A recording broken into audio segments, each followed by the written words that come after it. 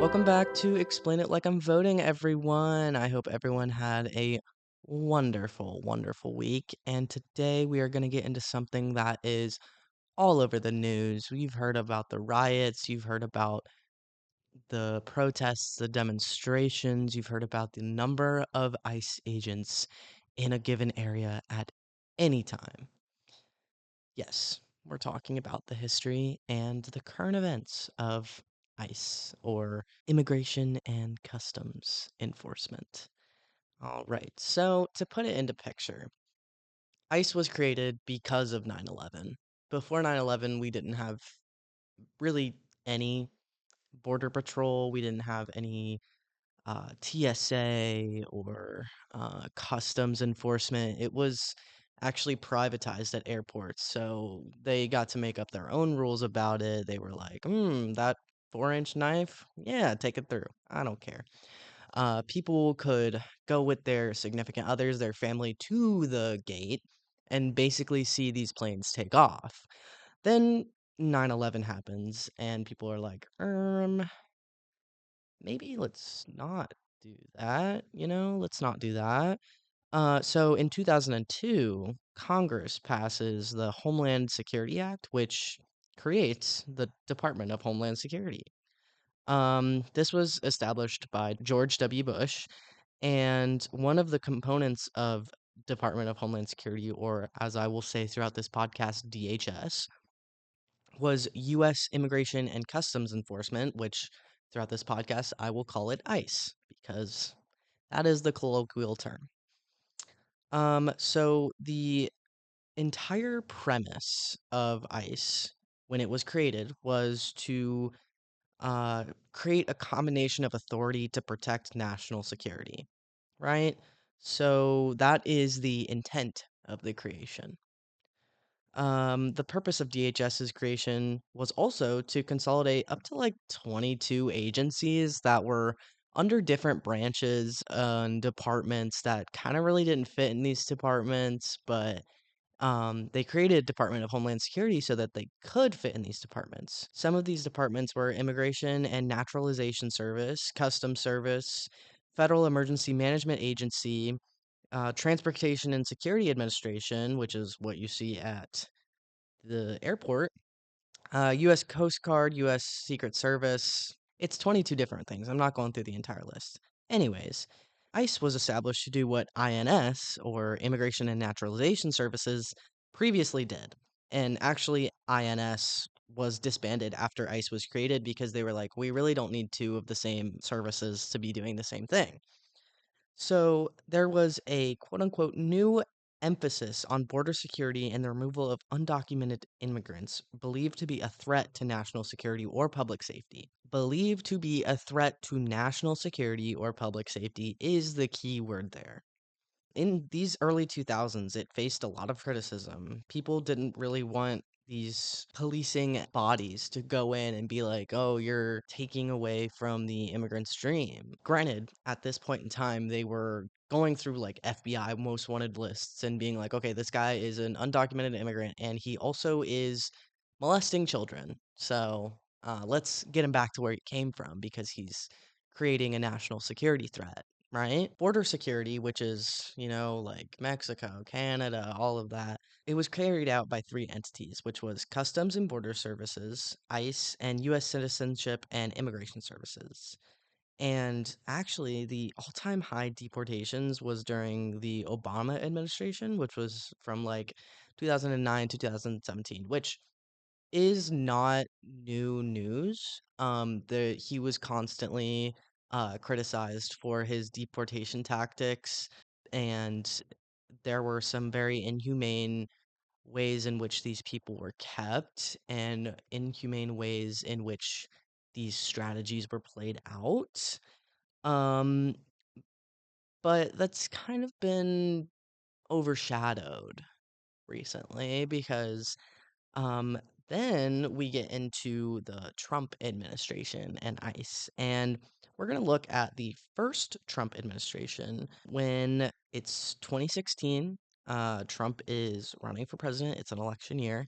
The National Immigration and Customs Enforcement Council, which is kind of like a reunion for ICE, they endorse Trump, which is the first time in their history that they've ever endorsed a candidate, which, given the fact that they are a very young uh, department, is not like a big thing. Like, if it's a young department, obviously there was only like Obama to endorse, and they didn't endorse him, but they endorsed Donald Trump. Um, and they endorsed him because he promised to dramatically increase deportation, which obviously gives ICE agents more jobs.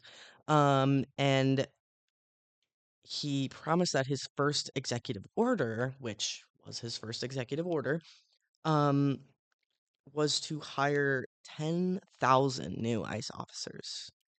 Spoiler alert, this did not happen. I mean, could you imagine finding 10,000 extra employees to do this? I mean, I feel like there's not that big of a like need for that, but that was his executive order and it did not happen. The first term of Trump saw a lot of anti-immigration rhetoric and less than favorable policies of family separation, which caused a lot of backlash and kind of sparked the growth of the Abolish ICE movement.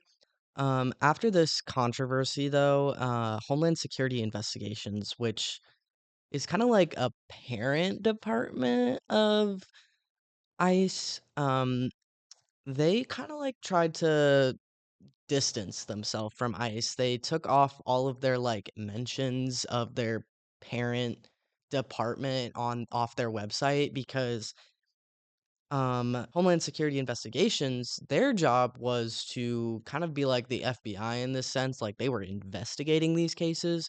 They weren't actually carrying out these cases.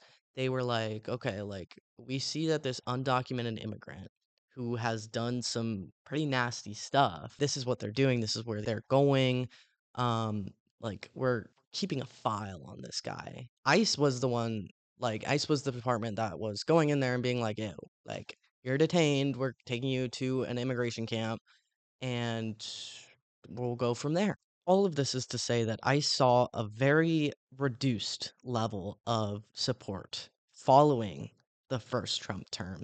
And in Biden's term, which this is very interesting, there was a spike of deportations, almost 100,000 in 3 years, which is interesting because of the juxtaposition of policies between Trump and Biden. I mean, they were very much opposites of each other. It was kind of petty in the way that they kept undoing all of the executive orders of the previous one. And that was both sided. But there's not much to say about Biden's term with ICE. No new policies really were made to be taken note of. The real juicy stuff starts when Donald Trump starts campaigning for his second term. And this campaign was pretty, I don't want to say unprecedented, but it was more than we've seen, more drama than we've seen in previous years, in which Biden drops out pretty late in this race. And the entire time that Trump had been campaigning, it was against Biden, and basically whatever Biden said, Trump was going to say the opposite. So a lot of his rhetoric started anti-immigrant. He started off his second term campaign talking about what he was going to do to immigrants, how he was going to change border policies, and it was very strict. He was very anti-immigrant. He wanted to deport all undocumented immigrants, and he said it was going to be conducted by raids. And as soon as he hit office, that's what happened. He ordered ICE agents to go into known immigrant communities and raid them for undocumented immigrants. Um, this is the first time in a while that we see the use of military controlled immigration camps. we also see a stop to the documentation of daily arrests by the administration. The number of daily arrests stops being known after the last week of January 2025. But that last week of January 2025, the daily number of arrests was 700. And then after that, we have no clue, but then it starts getting nationally recognized. So we kind of do have a clue. Um, these raids started becoming highly publicized because of the controversy that they had, because of that anti-ICE and abolish ICE movements that were starting and becoming more prominent now that the second term is in. It's in June 2025 that a demonstration turned physical in California caused Trump to deploy 2,000 National Guard members and 700 Marines, and then later adds another 2,000 Guard members, so a total of 4,000 Guard members, which this is the first time in 60 years that the National Guard was deployed without permission from the governor. And this is important because the governor is like the commander in chief for the National Guard. This was California's National Guard members who were being deployed to these cities to stop these demonstrations. Um, the last time was Lyndon B. Johnson, and he deployed them to a civil rights protest in order to protect the protesters. All in all, after these raids and the National Guard deployment, it starts it marks the start of sensitive location raids. A sensitive location in this regard is a church, a school, or a hospital. Um, Previously, when doing deportations, these places were like a no-go. You don't go into a school, you don't go into a hospital, you do not go into a church. This is where we see the start of people going in of ICE agents going into churches, going into schools, going into hospitals, and even going into immigration hearings where immigrants are taking the necessary steps to become legal immigrants. And Trump allows them to go into these hearings and arrest them upon their leave from the courthouse. Then, just a month later, the budget for ICE skyrockets due to the One Big Beautiful Bill, or OBBBA. It skyrockets a lot. It was just under 10 billion in the fiscal year of 2024. It jumped to 75 billion. So there's a major increase in that, and that's because they wanted to start Operation Metro Surge. Operation Metro Surge is the deployment of ICE agents in Minneapolis and St. Paul in Minnesota. It's immediately condemned by state and local politicians, and it is the reason that all of these ICE raids are on your television right now. Um, December 2025. I'll set the scene. Early December 2025. 3,000 masked and armed federal agents who, according to a lawsuit of Minnesota v. Kristi Noem, who is the Secretary of Homeland Security, that details that these armed and masked agents lack identification and blur the lines between local and federal law enforcement.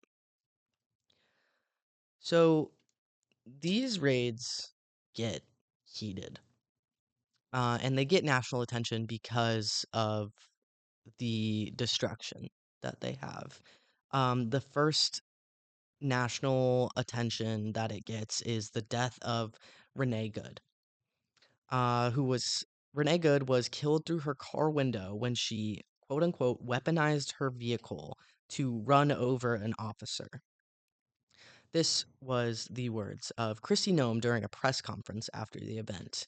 However, according to the video caught on camera by a witness, Good is seen stopped in the middle of a road when a truck comes up and two agents step out, walk to her car, and when she tries to drive away, she is shot.